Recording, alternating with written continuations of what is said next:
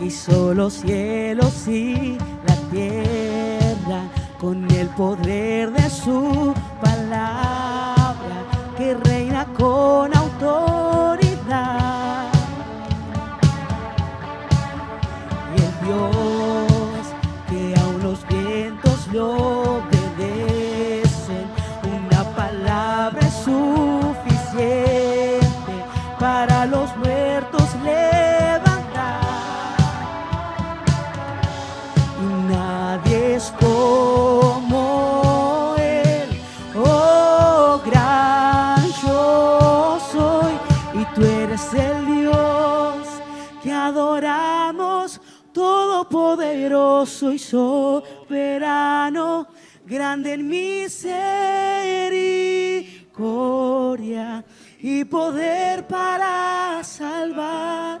Tú eres el Dios que adoramos, quien derrotó la muerte y el pecado, glorioso Redentor y Rey, te adoramos.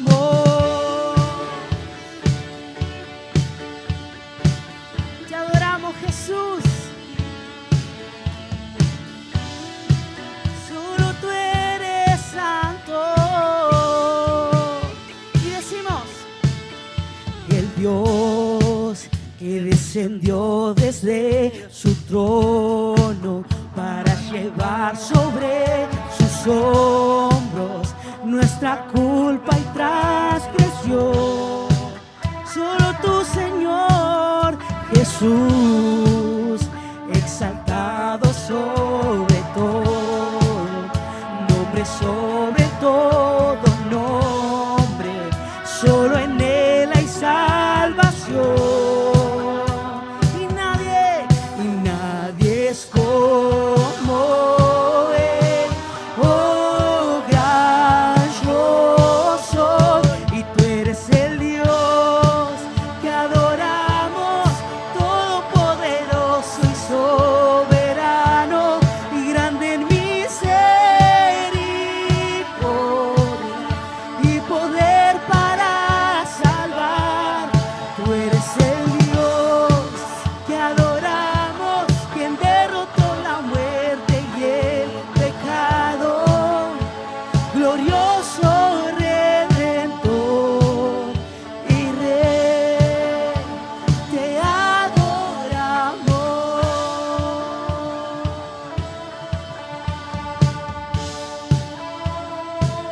Te adoramos.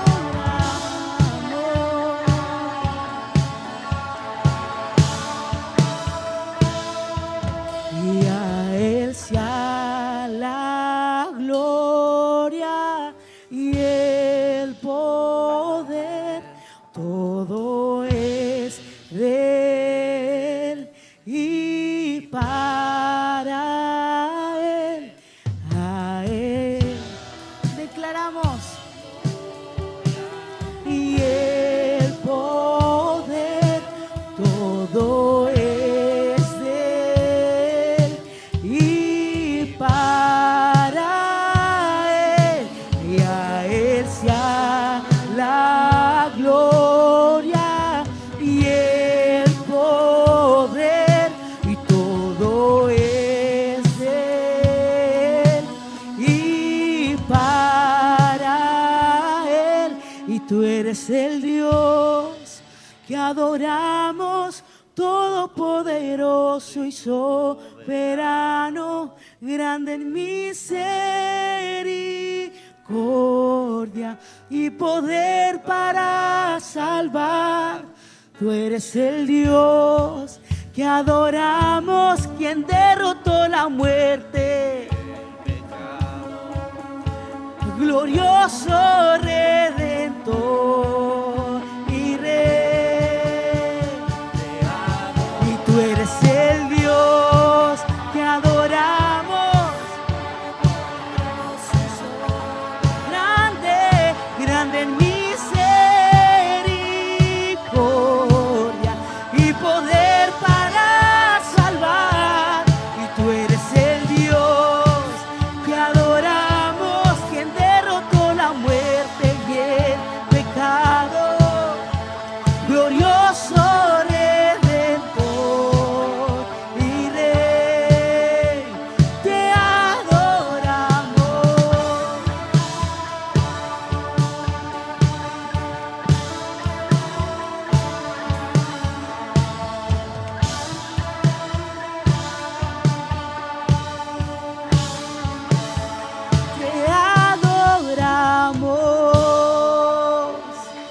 ¿Cuántos libres hay en esta mañana? Amén.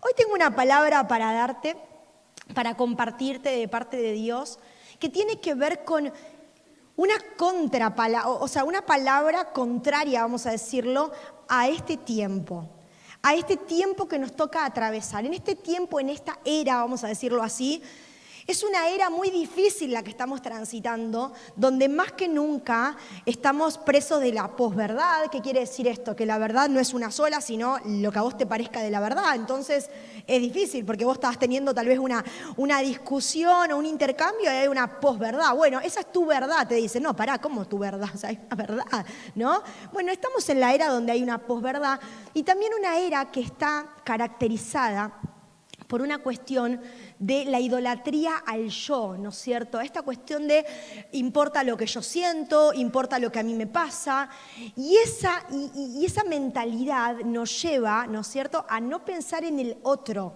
Por eso digo que esta es una palabra contracultural la que hoy te vengo a traer, porque de hecho la palabra de Dios es contracultura desde tapa a tapa, es contracultura total, porque nosotros estamos en este mundo, pero no somos de este mundo, somos embajadores, ciudadanos del reino, y los códigos del reino son otros.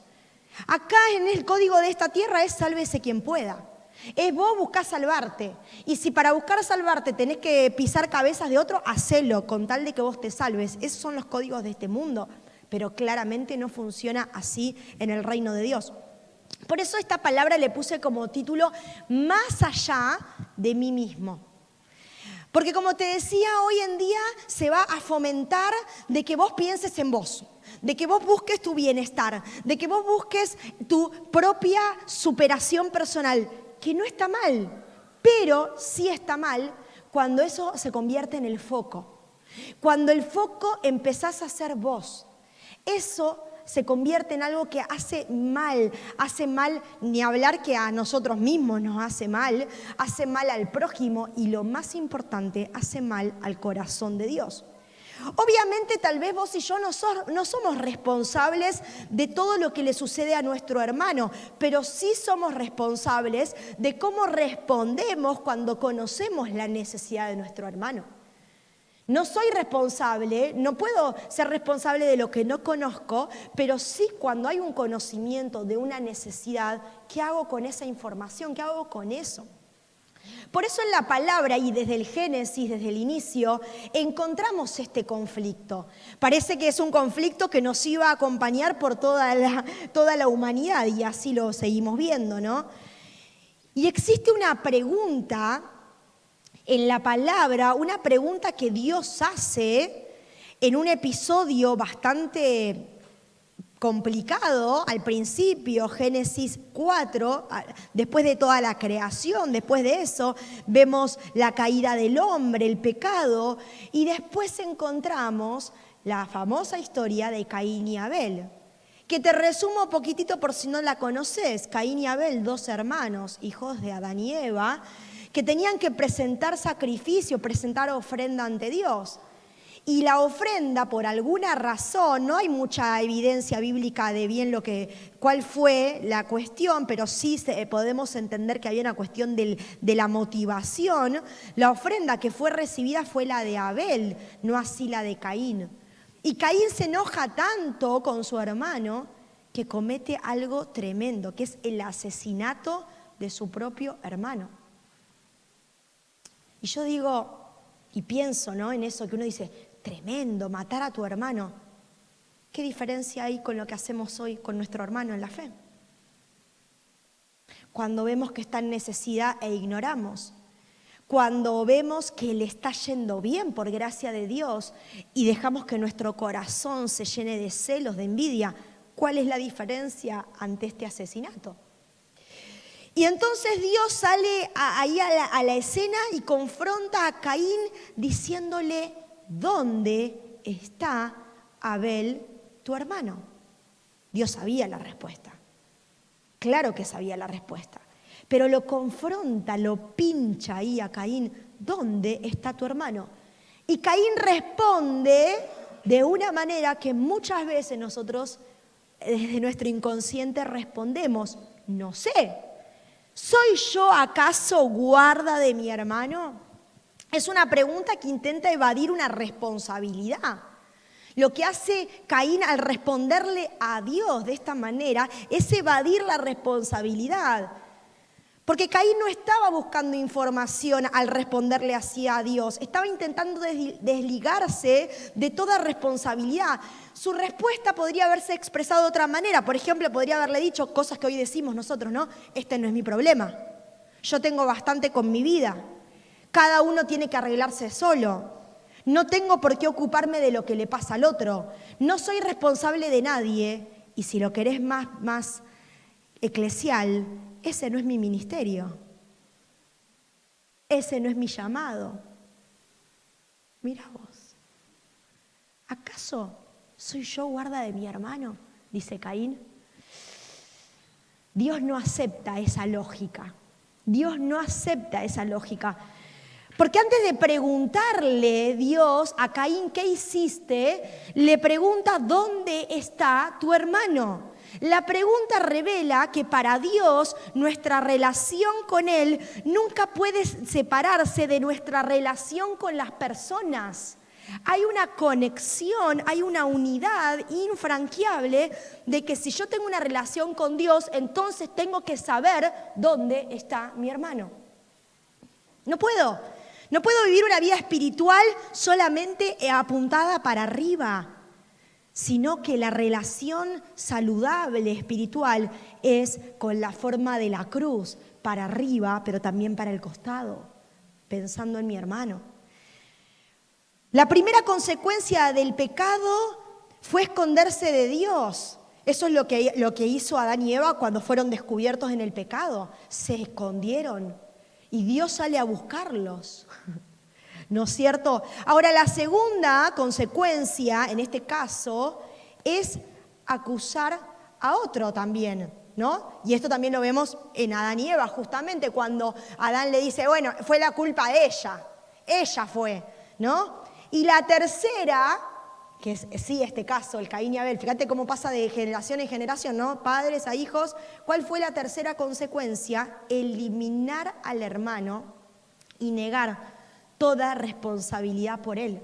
Entonces, eso es cómo funciona el ciclo del pecado. Primero me escondo, segundo acuso a otro, esto es porque el otro me hizo pecar, no me hago cargo, y el tercero, tremendo, eliminar al hermano y negar toda responsabilidad. Porque el pecado, que es justamente corrernos, ¿no?, de esa meta, corrernos de ese tiro al blanco, vamos a decirlo, que es estar en el centro de la voluntad de Dios, correrme de eso, el pecado, no solamente rompe mi comunión con Dios, también destruye mi capacidad para ver, para amar y para cuidar a mi prójimo. Porque Dios no nos creó para vivir en relación, Dios nos creó para vivir en relación, no en aislamiento. Por eso nos hace tan mal estar aislados. Por eso nos hace tan mal cuando nos separamos de la comunión. Y esto lo dice también en Génesis. Al crear a la mujer, ¿no?, como parte de ese diseño, no es bueno que el hombre esté solo. Es una lectura incompleta de la palabra si solamente lo pensamos esto a la relación hombre y mujer. Esto en realidad es una cuestión de relaciones sociales. No es bueno que el hombre esté solo. No es bueno que estés solo. No podés vivir tu vida sola o sola. Necesitas de un otro, necesitas de un cuerpo. Y esta declaración, no es bueno que el hombre esté solo, aparece antes de la caída del hombre. La soledad absoluta nunca fue el diseño original de Dios. Por eso, si vos me decís, bueno, pastora, pero a mí me gusta estar solo. Yo disfruto de los momentos de soledad. Y puede ser que sea parte de tu personalidad tener esos momentos donde te gusta la quietud. Pero si eso, déjame decirte, y con mucho temor de Dios te lo digo, si eso es algo que opera en tu vida y que es más fuerte que la vida en comunidad, te lo tengo que decir, está fuera del diseño de Dios. Porque el diseño de Dios es el cuerpo, es la comunidad. Es la cuestión de el convivir juntos. Por eso es entendible si a vos te pasa esto de decir, bueno, a mí me gusta tener, y no está mal tener unos ratos de quietud, pero si eso se termina convirtiendo en tu forma de vivir, estás apartándote del diseño original de Dios.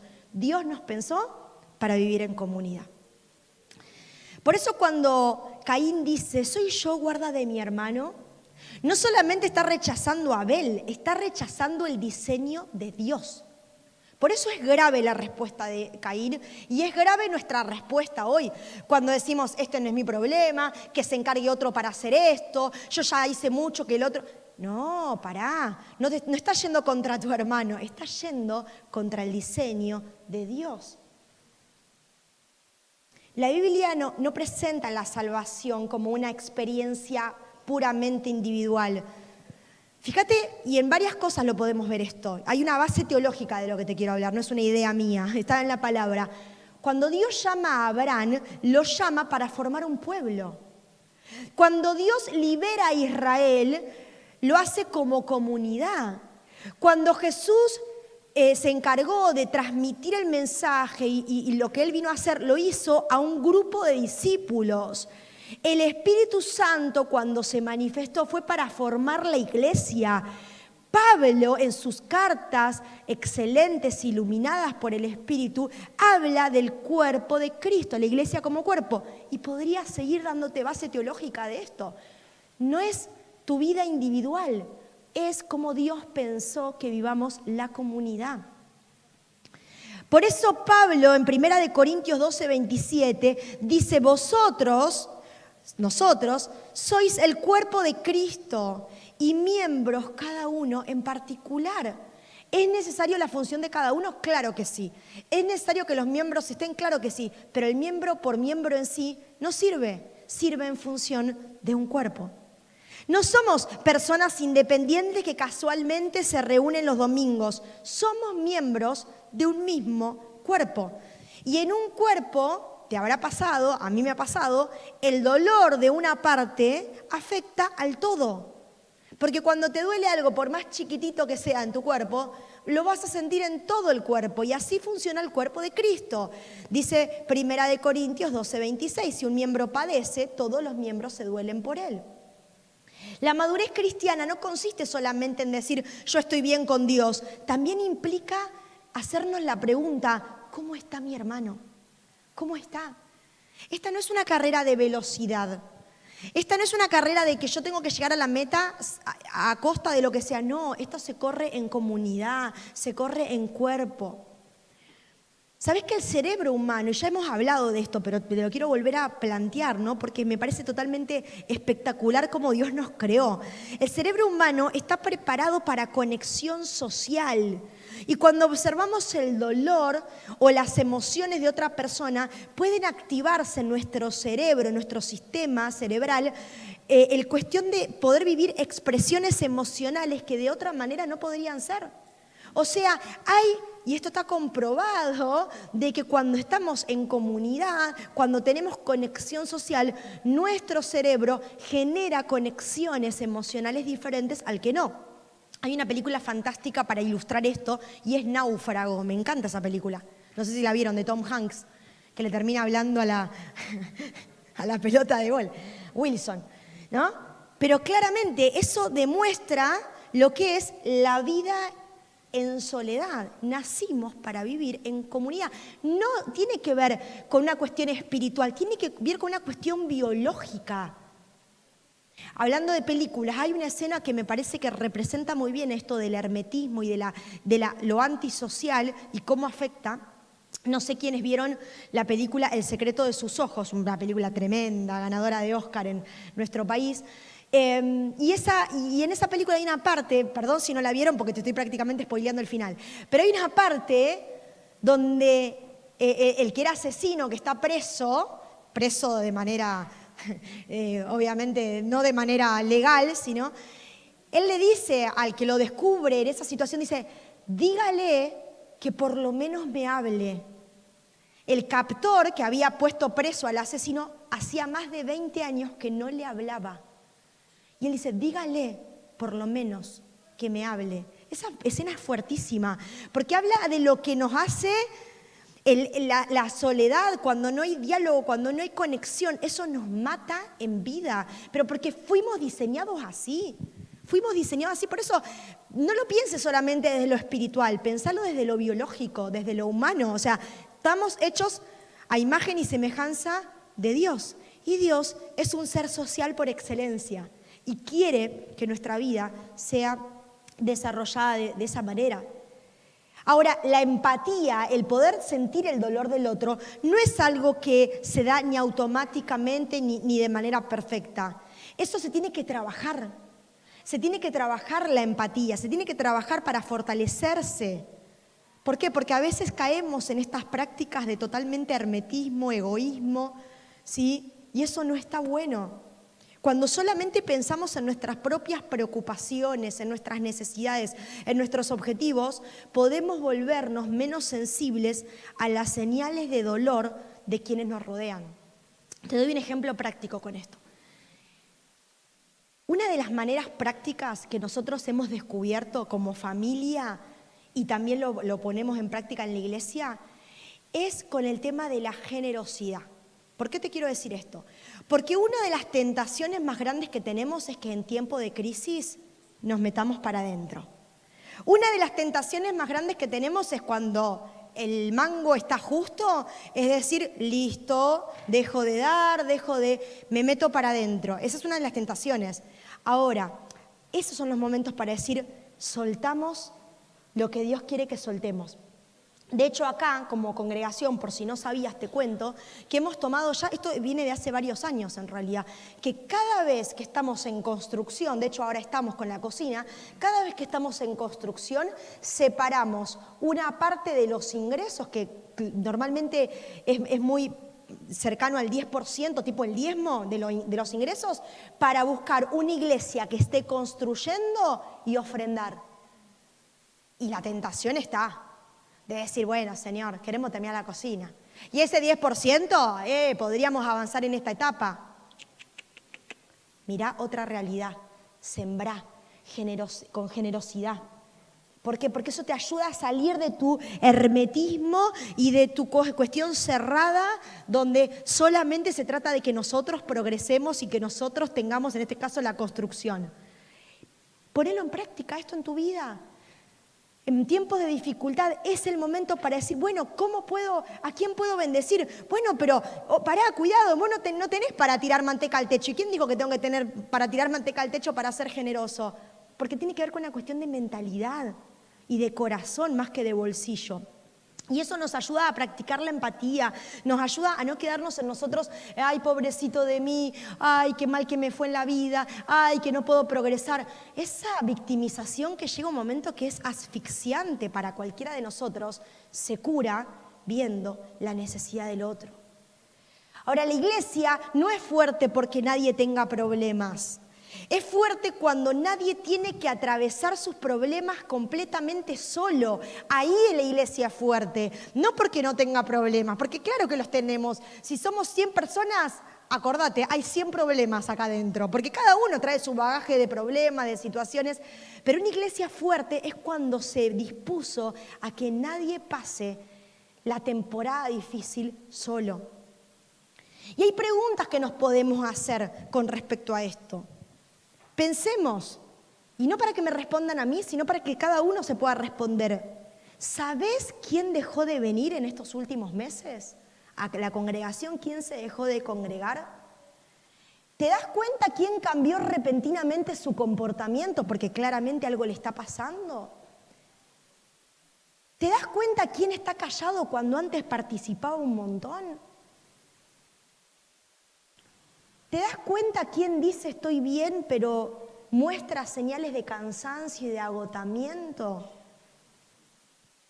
¿Te podés dar cuenta quién está pasando una necesidad que le da vergüenza expresar? No son preguntas para condenarte ni para condenarme, son preguntas para que reflexionemos en esto. ¿Te das cuenta la necesidad del otro?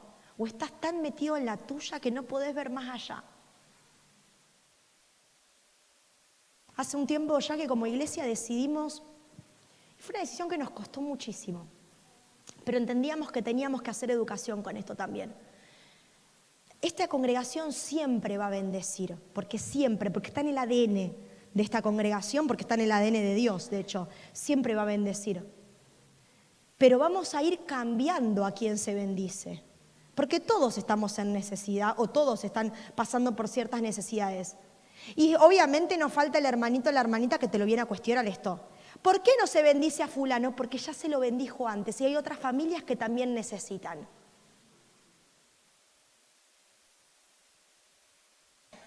Tenemos que bendecir, claro que lo vamos a hacer, pero también tenemos que ver más allá de a la persona que siempre bendecimos. Y a veces somos nosotros esas personas, porque es como que nos ponemos siempre como en el lugar ahí central. Ay, porque yo no tengo la heladera llena, porque yo no puedo esto, porque yo no puedo... Ajá, buenísimo. ¿Y el de al lado cómo está? ¿Preguntaste? Necesitamos romper con ese egoísmo que viene de esta época, de esta era, que es totalmente del infierno profundo. Tenemos que romperlo en el nombre de Jesús. Ser comunidad comienza cuando dejamos de ver solamente personas y empezamos a reconocer hermanos. Porque yo no sé vos, pero yo por mis hermanos, que se llaman Rubén y Juan José, doy la vida. Yo no sé vos con tus hermanos, pero yo por mis hermanos doy todo. Un riñón, lo que sea. Son mis hermanos. La pregunta es, ¿tenemos esa mentalidad con mi hermano en la fe? Si todavía tengo que hacer ese clic, es porque debo dejar de ver personas para empezar a ver hermanos. Y ahí es donde la comunidad empieza a ser comunidad. En segundo lugar, el egoísmo nos hace ver el hermano como una molestia. Y sí, me molesta. Ayer tuvimos desayuno de pastores bautistas, lo hicimos acá, y estábamos muy a full hablando del partido. Los primeros 15 minutos fue hablar de cómo nos preparábamos a la noche para el partido. Y por ahí el pastor Marco Giardino contó una anécdota que me pareció espectacular. Le digo, Marco, la voy a contar porque me encantó. Contaba que en la final del mundo, andá 4 años atrás, diciembre, final del mundo. Los que tuvimos culto a la mañana, una bendición. Terminamos el culto y nos fuimos a comer algo para ver a la final. Los que tenían culto a la tarde, bueno, estaban un poquito más complicados porque el humor de la gente, vamos a ver cómo iba. En la iglesia Visión de Dios, tienen culto a la mañana igual que nosotros. Entonces contaba que terminó el culto, dice, habíamos hecho un culto express, contaba el pastor, como para prepararnos para el partido, y de repente ellos como familia pastoral viven en el mismo lugar del templo, pero arriba. Y empieza a escuchar que, ¿vieron cuando el auto que no arranca? Un auto que no arranca, y dice Marcos, no voy a mirar por la ventana, no voy a mirar por la ventana. ¿Y qué hice? Miré por la ventana. Y por ahí veo al hermano que no le arrancaba la camioneta. Y dice, ¿para qué lo vi? Faltaba media hora para que arranque el partido.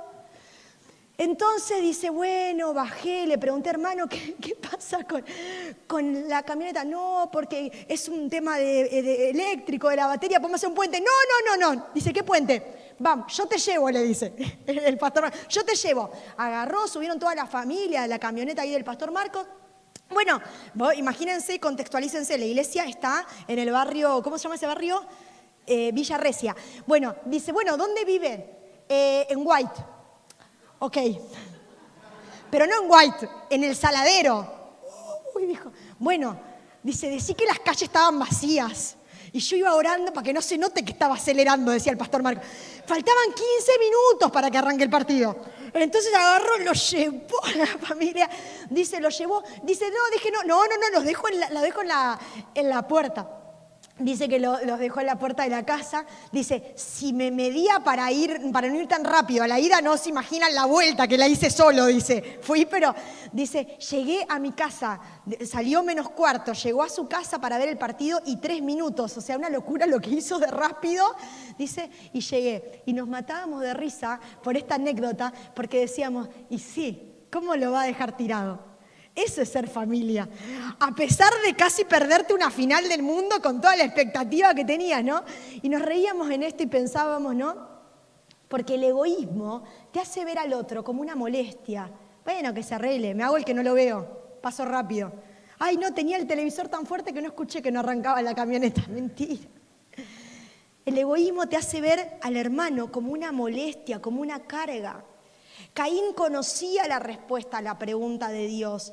Sabía perfectamente dónde estaba Abel. El problema no era la falta de información, sino la falta de amor. El egoísmo no siempre se manifiesta diciendo no me importa a nadie, porque políticamente no está bien decirlo así.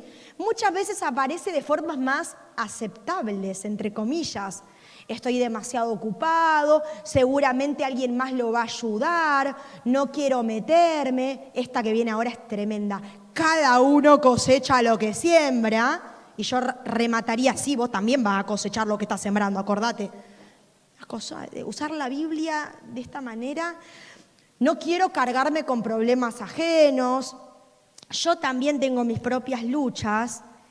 O lo que es más políticamente aceptable. Yo estoy ocupándome en esta temporada de mi familia. Mira vos. Cortar con ese egoísmo que traemos. Porque mi hermano no es una molestia. Mi hermano tiene un valor tan alto, que vale la sangre de Cristo. La sangre de Cristo. Y cuando yo veo a mi hermano, no tengo que ver, los problemas que tiene. Tengo que ver la sangre de Cristo que lo atraviesa, como me atravesó a mí. Mirá si no va a ser importante. Es posible estar rodeado de personas y seguir viviendo centrado solamente en uno mismo. Ayer ir a Pedroluro fue un acto de amor porque estaba la tentación. Ay, juega Argentina y si no llegamos a verlo... Y tuve que luchar con eso, te lo voy a reconocer, Gus y Cari, capaz que ustedes no, porque son más espirituales, pero yo lucho por eso, yo lucho con eso. Jugó Argentina los cuartos de final, a él no le costó, o le costó, nos costó, pero estuvimos ahí, firmes, y 3 personas dijeron que sí a Cristo, vamos, eso es lo que valió la pena. Pero costó, costó llegar. ¿Por qué? Porque somos humanos y tenemos esa naturaleza caída de egoísta que me dice, ay no, pero yo quiero... Pero cuando ves que hay necesidad, cuando ves que hay hermanos que te necesitan, ¿cómo no vamos a hacer lo que Cristo de hecho hizo por nosotros? Porque Cristo es el ejemplo mejor, el máximo ejemplo de no quedarse en esa zona de confort y de comodidad, porque dice la palabra que Él no vio esa situación como cosa a que aferrarse, esa condición, sino que se hizo siervo. Dejó eso para venir en ayuda tuya, en ayuda mía. ¿Cómo no puedo mirar a mi hermano como alguien que es un depositario, un receptor de la gracia de Dios? Pablo presenta el egoísmo como algo contrario a la mente de Cristo. Dice Filipenses 2, 4 y 5, no mirando cada uno por lo suyo propio, sino cada cual también por lo de los otros.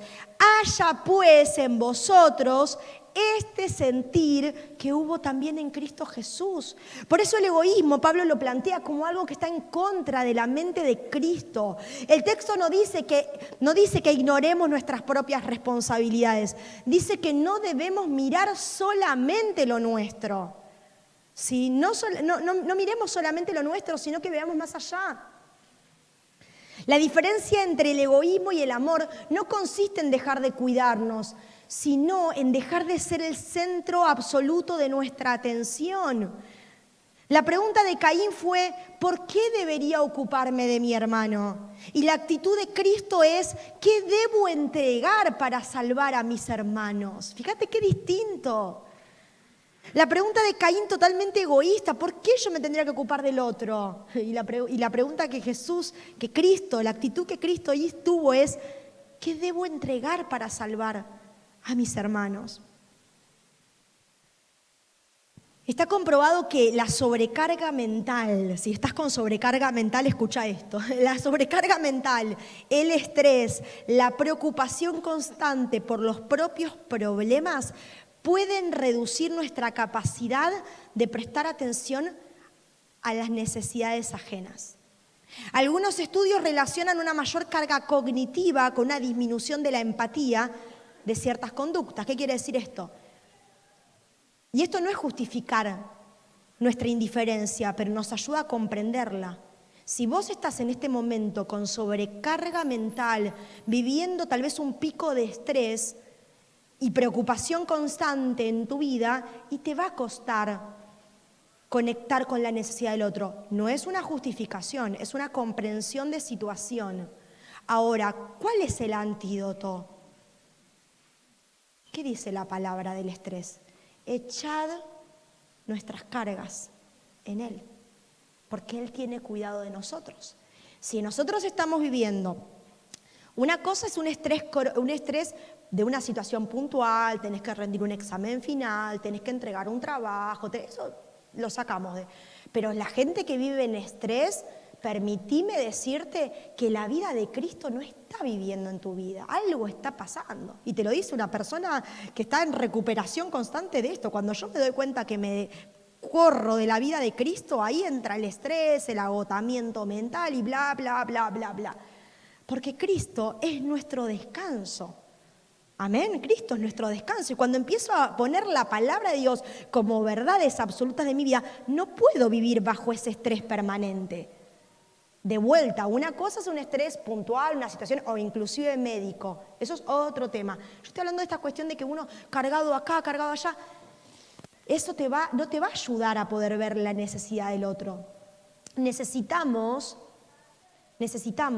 entrenar deliberadamente, o de otra manera lo podríamos decir, necesitamos entrenar intencionalmente nuestra atención. ¿Cómo podemos hacer esto posible? Mira, te lo digo de manera práctica. Detenete, habla con el otro, detenete. ¿Sí? Pará, mirá los ojos, conectá, mirá los ojos. Escuchá sin preparar inmediatamente tu respuesta. Escuchá. Sin estar pensando lo que le tenés que responder, simplemente escuchá. No te conformes con un estoy bien automáticamente. Estoy bien automático. A mí me encantó esto, lo enseñó el apóstol, que en un momento de su vida que no estaba bien él, esa pregunta que a veces tenemos de speech, ¿cómo estás? Bien. Entonces él empezó a responder y yo lo empecé a incorporar en mi vida. Cuando no estoy bien, cuando me preguntan, ¿cómo estás? ¿Bien o querés que te cuente? Y se queda la persona. O sea, ¿bien? Que si querés te respondo bien para que te vayas rápido si te tenés que ir rápido. ¿O querés que te cuente? Y es re triste cuando le decís, esperás que te diga querés que te cuente y te dice, ok, y se va. Yo esperaba que me preguntes querés que te cuente. Yo te quería contar. Está bien, listo. No te preocupes, después te mando un WhatsApp, un audio. Porque andamos en automático. ¿Cómo estás? Bien. ¿De verdad estás bien? ¿De verdad estás bien? Dice un dicho que los ojos son el reflejo del alma, y es cierto. Si miramos más a los ojos nos vamos a dar cuenta que eso que creemos que está bien no está tan bien. ¿No es cierto? Aprender a observar, como te decía, cuando hay cambios de conducta.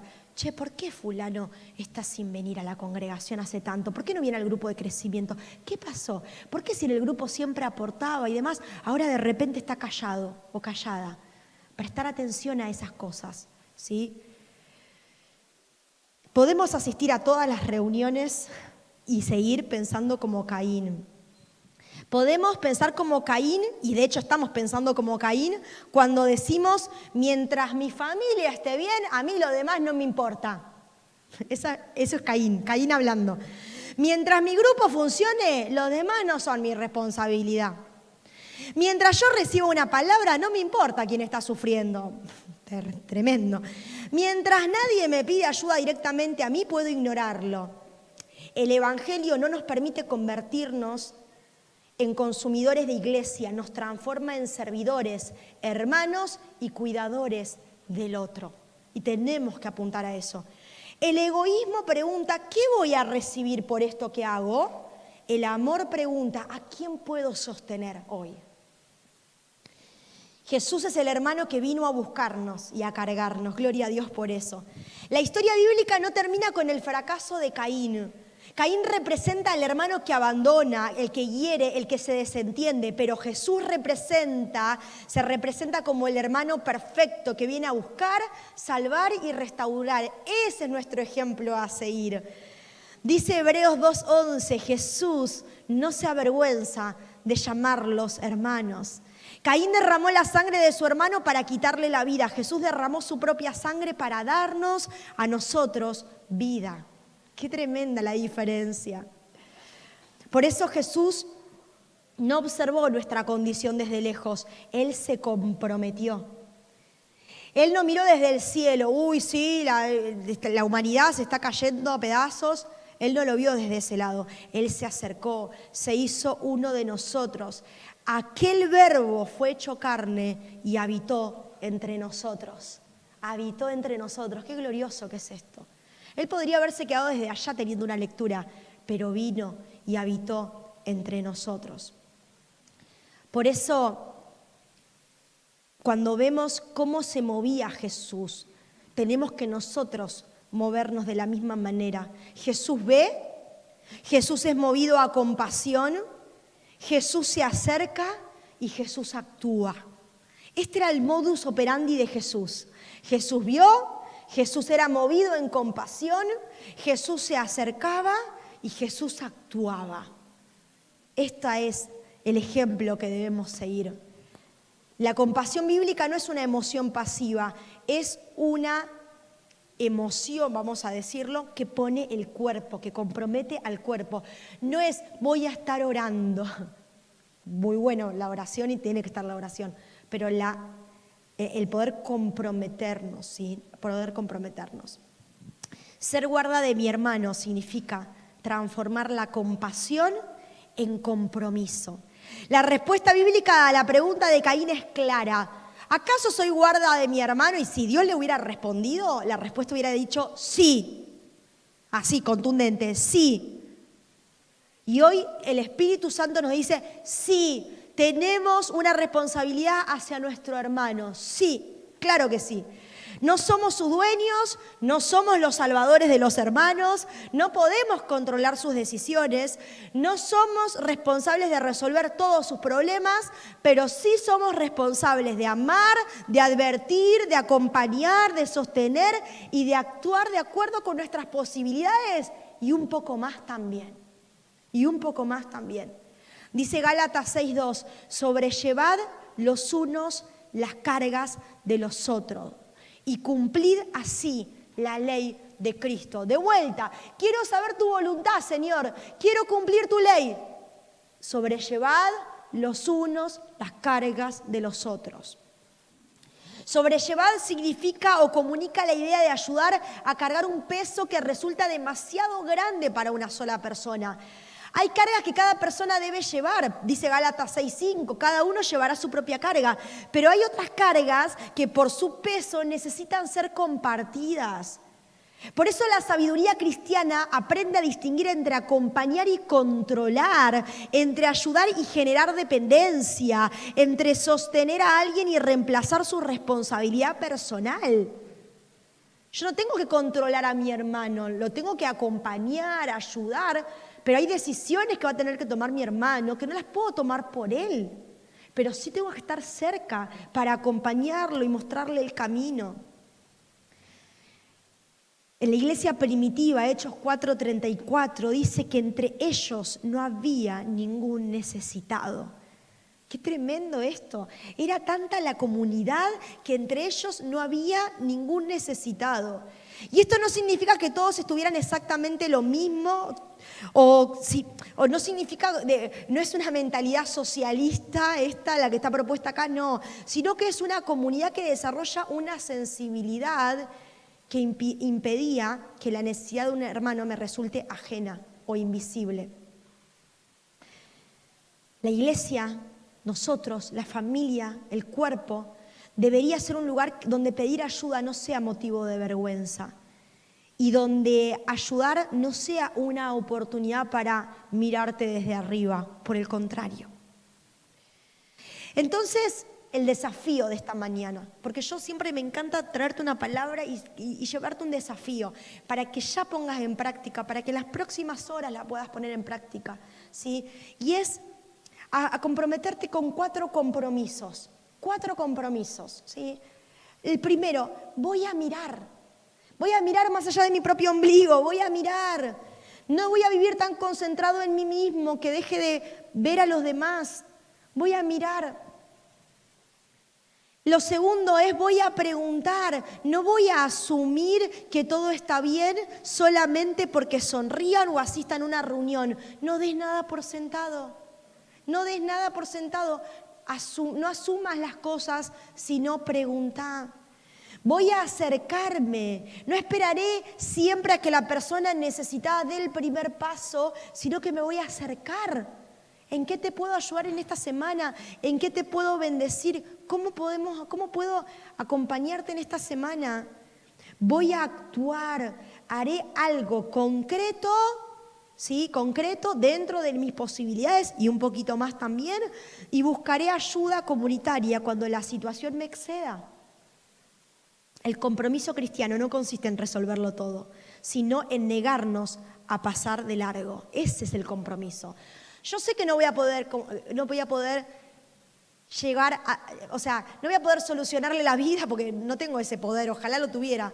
No vamos a poder ayudar o asistir a todos, pero sí me comprometo a no pasar de largo, a mirar a mi comunidad de fe, a mi grupo de crecimiento. Por eso es tan importante y esta palabra creo que resume el por qué creemos en los grupos de crecimiento. Porque no se puede vivir la vida solos.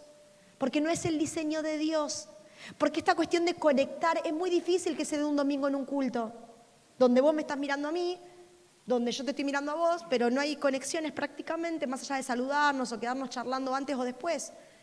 Eso no es la vida en comunidad, la vida en comunidad es más allá. Por eso hacemos tanto hincapié en los grupos. Necesitamos lugares seguros, que uno pueda abrir su corazón y que uno pueda conectar con el otro. Por eso te termino preguntando y te hago la pregunta de Dios y me la hago también a mí. ¿Dónde está tu hermano? ¿Dónde está tu hermano? ¿Dónde está tu hermano? La primera pregunta que Dios hace en Génesis después del pecado fue ¿dónde estás tú? Le preguntó a Adán. La siguiente pregunta en Génesis 4, ¿dónde está Abel tu hermano? Y déjame decirte que el Evangelio responde a ambas preguntas. Cristo viene a buscarnos cuando estamos perdidos y después de encontrarnos nos ayuda y nos enseña a poder buscar y cuidar a otros. Él te buscó a vos. Vos eras la ovejita que se fue por su cuenta. Dejó a las 99 y te buscó a vos y me buscó a mí. Ok, nos llevó al rebaño. ¿Para qué? Para que si otra ovejita se va, pastor, tranquilo, voy yo esta vez. Voy yo esta vez. Y así hacemos que esa cadena no se rompa. Dios hoy podría preguntarnos, y nos pregunta de hecho, ¿dónde está el hermano que dejó de congregarse? ¿Dónde está la familia que está atravesando necesidad? ¿Dónde está el joven que se está aislando? ¿Dónde está la mujer que está soportando cosas en silencio? ¿Dónde está ese matrimonio que se está quebrando? ¿Dónde está el anciano que se siente olvidado? ¿Dónde está el líder que cuida a todos pero no tiene nadie a quien lo cuide? ¿Dónde está la persona que perdió el trabajo y no se anima a contarlo? No podemos contestar como Caín, no sé. ¿Acaso es mi problema? Ya no podemos, a partir de hoy no podemos. Somos el cuerpo de Cristo. Somos familia espiritual, somos hermanos. Por eso nuestra respuesta y nuestra oración es, Señor, abrí mis ojos para verlo. Dame sensibilidad para escucharlo. Dame sabiduría para acompañarlo. Dame generosidad para ayudarlo. Y dame el corazón de Cristo para no pasar de largo. Por eso una iglesia deja de ser solamente una reunión y se convierte en familia cuando cada persona comprende. Mi hermano no es una interrupción en mi camino, mi hermano también es parte de mi llamado. Ahí la iglesia empieza a ser iglesia. Cerra tus ojos en esta mañana. Y quiero orar firmemente porque sé que este egoísmo del que te hablé hoy ha calado tan profundo en nuestras vidas, en nuestros corazones, incluso en nuestros espíritus. Porque hemos usado la palabra para justificar nuestro egoísmo y eso está mal. Está mal. Por eso oro para que esta mañana sea una mañana donde el corazón nuestro vuelva a latir como el corazón del Padre, lleno de compasión, lleno de amor, lleno de oportunidades. Nuestro corazón se ha endurecido tantas veces y somos como en la parábola del hijo pródigo, ese hermano mayor que no se alegra por la vuelta a casa, sino por el contrario, que está juzgando.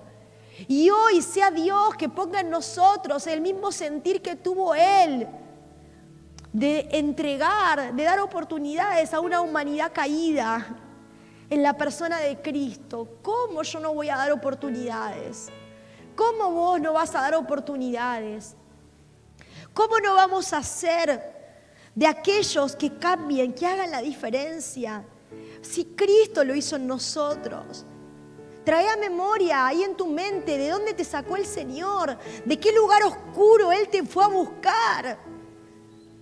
Porque no todos tienen testimonios. Ay, bueno, yo no me portaba tan mal. Bueno, tan mal o muy mal o poco mal es mal, porque la Biblia lo dice. Por cuanto todos hemos pecado, todos hemos sido destituidos de la gloria de Dios. O sea, ni vos ni yo nos merecemos la oportunidad de Dios. Si en tu mente está el pensamiento de que vos no tuviste una vida tan mala, déjame decirte, estás totalmente equivocado. Porque correrte 1 centímetro es correrte miles de kilómetros. Por cuanto todos hemos pecado, todos hemos sido destituidos de la gloria de Dios. Todos necesitamos un Salvador. Pero claramente hay historias, la mía es una, tal vez la tuya es otra, donde Dios realmente nos fue a buscar en medio del lodo, como dice David, del lodo cenagoso, estábamos pero embarrados hasta el cuello. Y Dios nos sacó de ahí, no podíamos salirnos por nuestra cuenta, por eso necesitamos un Salvador. Y Él nos sacó de ahí, y Él nos limpió, y Él dejó nuestra vida como nueva, y nos limpió por la sangre del Cordero, perfecto Cordero. Pero en algún momento del camino nos creímos esa tontería de que ya está, ya lo alcancé, ya lo logré. No, hoy es una oportunidad para que se vuelva a despertar en vos ese corazón compasivo, para ver cuántas personas a tu alrededor necesitan de que vos seas las manos, seas los pies de Cristo y salgas a rescatar del lodo, como Él lo hizo con vos. Por eso en esta mañana oro en el Espíritu, contra todo espíritu de egoísmo, espíritu inmundo de egoísmo. Cancelamos en el nombre de Jesús toda mentalidad de este siglo que nos haga creer que nos tenemos que salvar a nosotros mismos. En el nombre de Jesús, desnudamos ese espíritu inmundo, lo cancelamos, lo echamos fuera de nuestra vida, fuera de nuestra comunidad de fe, no lo queremos acá. En el nombre de Jesús, combatimos con ese egoísmo, porque nosotros no somos de este mundo, porque mi mente no tiene que pensar como piensa la mente de este mundo.